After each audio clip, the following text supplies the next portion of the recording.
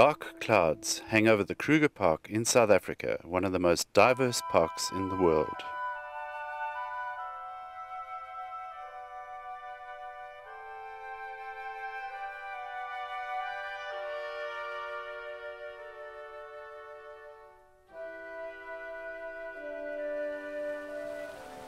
This is the mighty Olifants River, flowing from 1 to 30 cubic meters per second over the seasons. Crocodiles, which have been around for millions of years, are now dying in this river, even though they survived through the extinction of the dinosaurs.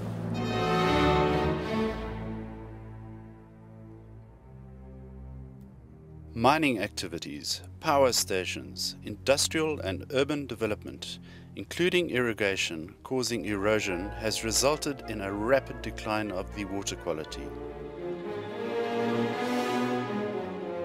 They are all in the catchment areas, all outside the Kruger Park borders.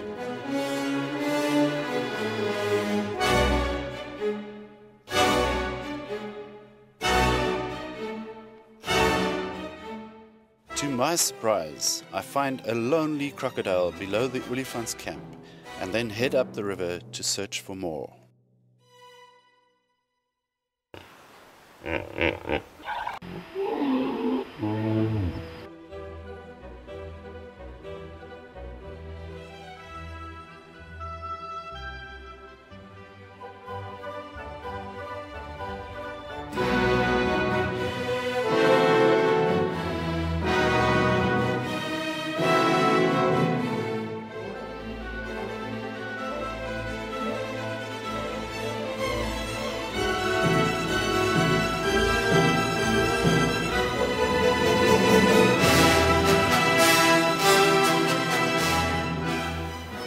This morning, I have arranged a meeting with Sam Pereira of Sam Parks to get an update on this disaster which happened nearly a year ago. A lot of the crocodile stuff is still currently ongoing at the moment. Well, after 170 crocs died, it does seem that there's actually no significant feature that we can pick up from any of the measures that we have traditionally measured. So there's some other acute event that, induced some crocodiles to die, most likely through dead fish or whatever they encountered. But what persisted the crocodile die was not necessarily the acute event itself. It was most likely actually the way that other crocs were busy feeding on the dead crocs already. So it's like a density dependent feedback that happens all the time. The standard measures that we usually do for water quality and all these sort of things doesn't show anything to us.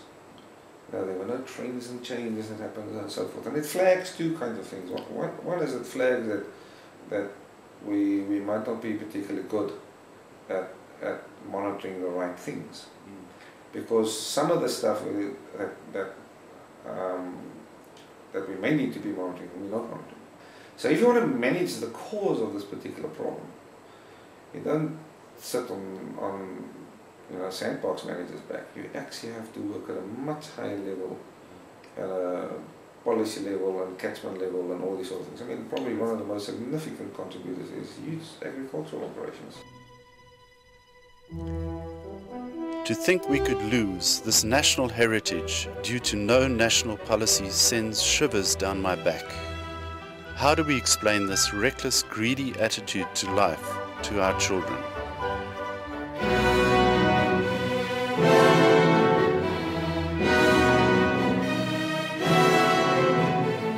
Urgent attention needs to be given to the situation before we are left with a barren wasteland devoid of animals.